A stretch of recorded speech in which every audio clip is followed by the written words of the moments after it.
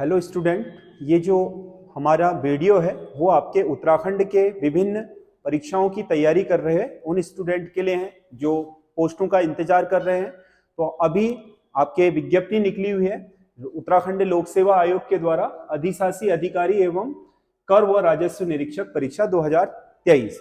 तो इस विज्ञप्ति के संबंध में बहुत सारे बच्चों में कंफ्यूजन है कि ये किस तरीके की पोस्ट है, क्या जॉब नेचर है, क्या आपके तैयारी करनी है और इसमें सैलरी वगैरह कितनी है। तो बहुत सारे आपके लोग इसमें आपके इसको समझ रहे हैं कि ये आपके लोक सेवा आयोग द्वारा कराया जा रहा है, तो क्या ये पीसीएस के बराबर है या आपके उससे लोअर है। तो इसमें कुछ महत्वपूर्ण बिंदु हैं जो मैं आपको बताने जा रहा हूं, और क्या आपको इसका फॉर्म भरना चाहिए या नहीं भरना चाहिए। कहीं ऐसा तो नहीं कि आपने फॉर्म भर दिया और आपको लगा कि यार ये फॉर्म भर के मैं कहीं फंस तो नहीं गया, मैं तो समीक्षा अधिकारी की अच्छी तैयारी कर रहा था, उसमें इसमें खाली मैंने अपना समय तो बर्बाद नहीं करा। तो इस तरीके के कई क्वेश्चन आपके दिमाग में आ रहे होंगे, तो उन्हीं को लेकर के मैं ये वीडियो लाया हूं।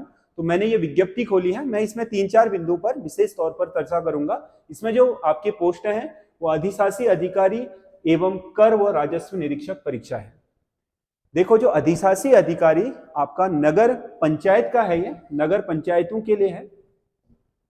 इसमें लिखा हुआ है नीचे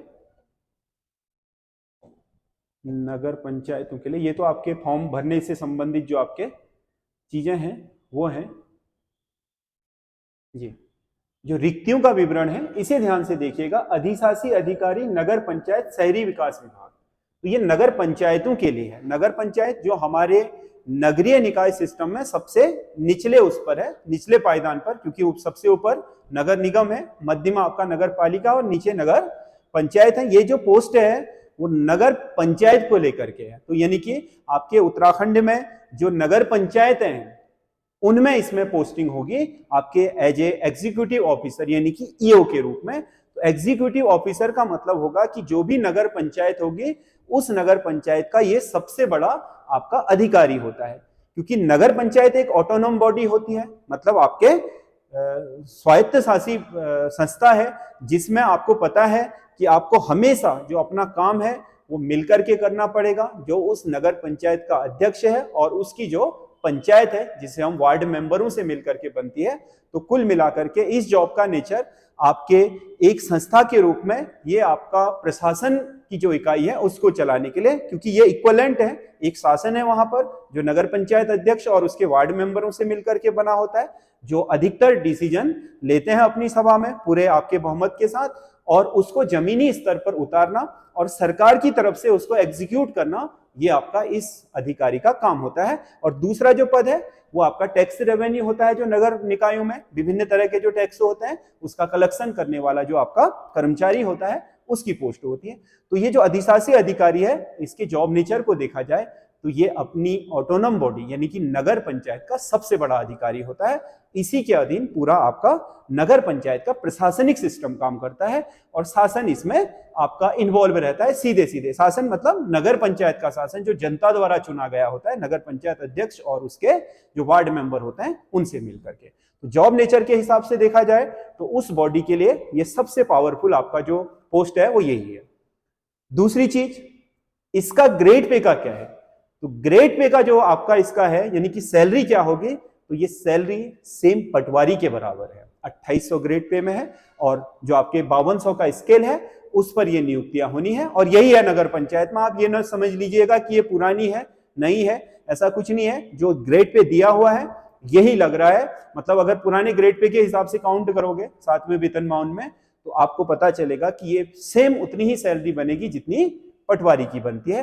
तो अगर आपकी सैलरी के हिसाब से देखा जाए तो ये इक्वलेंट है पटवारी के बराबर। बाकी काम इसमें आपका पूरा एग्जीक्यूटिव का है, यानी कि उस पूरी बॉडी को चलाना है। और तीसरी चीज इसमें जो सबसे इंपॉर्टेंट है कि इसका सिलेबस क्या है। सिलेबस, क्योंकि आप उत्तराखंड के बहुत पोस्टों की तैयारी कर रहे हैं तो इसमें सिलेबस क्या है आपको यह समझना बहुत जरूरी है। क्योंकि ऐसा नहीं कि पोस्टें कम है और आप इसकी तैयारी करने बैठे और पता चला कि आप दूसरी जगह से भी हाथ धो बैठे। तो मैं आपको कुछ सजेशन इसमें देना चाहूंगा कि आप इसमें क्या करें अपने अनुभव के हिसाब से। क्या इसकी पढ़ाई समीक्षा अधिकारी या अन्य जगहों पर काम आ सकती है या नहीं आ सकती है। तो देखिए, ये आपका इसने इस अधिशासी अधिकारी एवं कर व राजस्व निरीक्षक परीक्षा 2023 परीक्षा योजना दी है। लिखित परीक्षा है वस्तुनिष्ठ प्रकार की, मतलब आपका ऑब्जेक्टिव टाइप जो परीक्षा है वही होनी है। प्रश्न पत्र इसमें दो है। प्रश्न पत्र एक सामान्य हिंदी का है, वस्तुनिष्ठ प्रकार की है, 100 नंबर की और 2 घंटे का समय है, यानी कि 100 नंबर की। और इस हिंदी में सबसे इंपॉर्टेंट बात क्या है, इसमें आपका जो सिलेबस इन्होंने दिया है, जिसपे मैं बात करने जा रहा हूं, हिंदी का जो सिलेबस दिया है इसे थोड़ा समझ लीजिए। देखिए इसमें आपके इसने उत्तराखंड में जो हिंदी में साहित्य वगैरह पूछा जा रहा है या हिंदी साहित्य के काव्य के तत्व होते हैं वो नहीं पूछे। देखो वर्ण विचार जो आपका वर्णमाला है, पूरा 15 नंबर की वर्णमाला आने वाला है इसमें। हिंदी शब्द समूह जो आपके तत्सम तद्भव देशज विदेशी है 10 नंबर का। हिंदी शब्द रचना उपसर्ग प्रत्यय संधि समास 10 नंबर का। हिंदी शब्द रचना पर्यायवाची विलोम शब्द 10 नंबर का। हिंदी शब्द रचना से अनेकार्थी एकार्थी भिन्नार्थी शब्द आपका श्रुति सम शब्द 10 नंबर का। वाक्य के लिए एक शब्द 5 नंबर का। अशुद्धि शोधन शब्दगत वर्तनी अशुद्धि शोधन वाक्यगत अशुद्धि शोधन, यानी कि शब्द और वाक्यों की जो अशुद्धियां होती हैं 10 नंबर का। लोकोक्ति और महावरी 10 नंबर का। विराम चिन्ह 5 नंबर के। व्याकरण विचार संज्ञा सर्वनाम विशेषण क्रिया लिंग वचन काल और कारक, ये आपका 15 नंबर का। तो कुल मिलाकर के इसमें टोटल और टोटल हिंदी ग्रामर और जो आपका हिंदी का शब्द रचना है उसी से पूछा है, टोटल पूरा का पूरा। तो आपके लिए बहुत आपका अच्छा ये एग्जाम है जिसमें आप अपनी हिंदी का प्रदर्शन कर सकते हो, क्योंकि उत्तराखंड में आपने जितनी भी पढ़ी हैं या जो दरोगा की तैयारी कर रहे हैं उसके लिए हिंदी का ये जो पेपर प्रश्न पत्र है ये बहुत शानदार होने वाला है।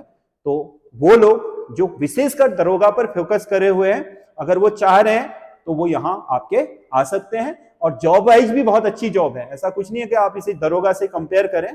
तो दरोगा का पुलिस का अपना वो है, लेकिन अपनी नगर की बॉडी में ये सबसे बड़ा अधिकारी होता है। और दूसरी चीज ये है कि इसे बस अपने शासन जो वो वहां की ऑटोनोम बॉडी होती है जोगों द्वारा चुनी है उसके साथ कोऑर्डिनेट करके कार्य करना पड़ता है। बाकी इसमें बहुत सारे हस्तक्षेप होते नहीं है शासन की तरफ से। बाकी डीएम है, अपना शहरी विकास निदेशालय है, उसी के साथ इसको अपना पत्राचार वगैरह करना पड़ता है, क्योंकि डीएम और सीडीओ तो आपको पता है मुख्य विकास अधिकारी और जिला अधिकारी, उसके अधीन तो जिले की हर चीज है, तो उनसे तो रिपोर्ट करना ही है। बाकी सीधे आपका शहरी विकास निदेशालय से डायरेक्ट आपका इन्हें पैसा आता है, डायरेक्ट आपका इनके लिए जो योजनाएं होती हैं वो बन करके आती हैं। तो कुल मिलाकर के बहुत ज्यादा आपका इसमें चेन नहीं है, डायरेक्ट आपका काम होता है, ऑटोनोम बॉडी है, बहुत शानदार वो है। और दूसरी चीज यह है कि आपका जो दूसरा प्रश्न पत्र है ये आपका टोटल वैसा ही है। देखो इसमें आपका देखो अंतरराष्ट्रीय राष्ट्रीय एवं राज्य महत्व की समसामयिक घटना यानी कि करंट अफेयर्स 20 नंबर का है। खेलकूद भी दे दिया इसमें 10 नंबर का। भारत का इतिहास 20 नंबर, भारत का संविधान 20 नंबर, भारत की राज्य व्यवस्था और अर्थव्यवस्था 10 नंबर, भारत का भूगोल 20 नंबर, सामान्य विज्ञान और पर्यावरण 10 नंबर, भारतीय कृषि 10 नंबर, विज्ञान एवं प्रौद्योगिकी 10 नंबर, उत्तराखंड का इतिहास 10, उत्तराखंड का संस्कृति 10, उत्तराखंड का जनांकिकी और भूगोल 10, उत्तराखंड का आर्थिक राजनीतिक प्रशासनिक परिवेश 20, उत्तराखंड के आर्थिक व प्राकृतिक संसाधन 10 और सांख्यिकी आरेख जो रेखा चित्र है इसमें आपके डायोग्राम वगैरह भी बनाने के लिए ग्राफ वगैरह भी बनाने के लिए आ रहे हैं 10 नंबर के। तो कुल मिलाकर के जो ग्राफ से मतलब बनाने को नहीं होता, ग्राफिकल आपको चीजें दी होंगी, आपको उसमें से क्वेश्चन को आंसर करना होगा। तो इसमें 60 नंबर की आपका उत्तराखंड है। तो कुल मिलाकर के इस परीक्षा का जो प्रश्न पत्र है वो आपके इतना डाइवर्सिफाई बना करके रखा है कि आप समीक्षा अधिकारी की तैयारी कर रहे हो तब भी इसका आपका पढ़ाई आपके काम आने वाली है, दरोगा की कर रहे हो तो 100% काम आने वाली है। यहां जो पढ़ाई करोगे आप दरोगा के लिए वो 100% काम आएगी, और यहां जो पढ़ाई कर रहे हो आप वो आपके समीक्षा अधिकारी में आपका 70% काम आएगी, क्योंकि 100 नंबर का जो हिंदी वाला पोर्शन है उसका समीक्षा अधिकारी के प्री में बहुत रोल नहीं है। बाकी जो लोग अन्य परीक्षाओं की तैयारी कर रहे हैं फिलहाल उनके लिए ये काफी अच्छा मौका है और पोस्ट बहुत बढ़िया है, समझ गए ना। हम ये तो नहीं कह सकते कि क्या आपका ये इसमें ग्रेड पे बहुत ज्यादा है, ग्रेड पे के हिसाब से सैलरी जो है थोड़ा कम है, लेकिन प्रशासनिक दृष्टि से काफी अच्छी पोस्ट है। जॉब का नेचर बहुत अच्छा है, खासकर इसका अधिशासी अधिकारी का। टैक्स जो रेवेन्यू इंस्पेक्टर होता है ग्रेड पे तो इन्होंने सेम दे रखा है, बट वो आपका उसके अंडर काम करता है। वहां पर जितने भी अन्य आपके सरकारी कर्मचारी होते हैं वो सब उसके अधीन होते हैं, क्योंकि अधिशासी अधिकारी ही इस ऑटोनोम बॉडी का सबसे बड़ा प्रशासनिक अधिकारी होता है। अपनी बॉडी का प्रशासनिक अधिकारी है वैसे तो आपके समूह ग की जो श्रेणी है उसी में है। तो कुल मिलाकर के अगर आप सिलेबस के लिहाज से देखो तो इसका सिलेबस बहुत शानदार बना करके दे रखा है, ये आपकी हर परीक्षा में काम आने वाला है। तो इस फॉर्म को आप निसंकोच भरिए और इसकी तैयारी करिए। अगर यहां हुआ तो ठीक है, नहीं भी हुआ तो आपकी पढ़ाई दूसरी जगह इसकी काम आएगी। कुछ अलग सा इसमें नहीं है, क्योंकि सब्जेक्ट वगैरह अलग दे देता है तो फिर दिक्कत आती है। इसमें सारा वही होना है। दूसरी चीज, अगर आप इसके जॉब नेचर को देख रहे हैं तो बहुत अच्छा जॉब का नेचर है। आपको एक नगर पंचायत में रहना है, पालिका नहीं है इसमें, नगर पंचायत के लिए है। बाद में प्रमोशन होगा तो फिर आप नगर पालिका में जा सकते हैं।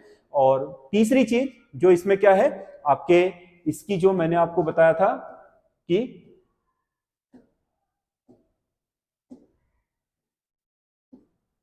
इस परीक्षा में जो पोस्टें हैं वो कम है, परंतु ये नहीं है कि क्या आपके लिए मुश्किल होगी, क्योंकि इस परीक्षा में जो पोस्टें हैं वो आपके कम हैं।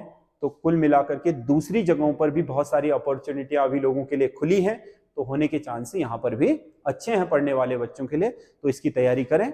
बहुत अच्छा आपका इसका जॉब नेचर है, बहुत अच्छी पोस्ट है, सैलरी थोड़ा कम है बट और सारी चीजें बहुत बेहतरीन है। तो आप इसकी तैयारी कर सकते हैं। और आपको किसी भी जगह पर जाओगे तो छोटी से छोटी भी जगह पर जाओगे तो वो एक शहरी निकाय होगा, यानी कि शहर में ही रहना पड़ेगा हमेशा आपको। ग्रामीण क्षेत्रों से इसका कोई लेना देना नहीं होता। ग्रामीण क्षेत्रों में आपको पता है वहां पंचायती राज है, ये नगरीय निकाय के लिए ये पोस्ट होती है। जैसे पंचायती राज में गांव वालों में आपका ग्राम प्रधान और उसकी पंचायत से एक ग्राम पंचायत विकास अधिकारी, यानी कि वीपीडीओ जिस तरीके से डील करता है, वैसे ही सेम डील आपके जो नगरीय निकाय है उसके लिए सरकार की तरफ से अधिशासी अधिकारी और उसके कर्मचारी वर्ग करते हैं। ये आप समझ लीजिए।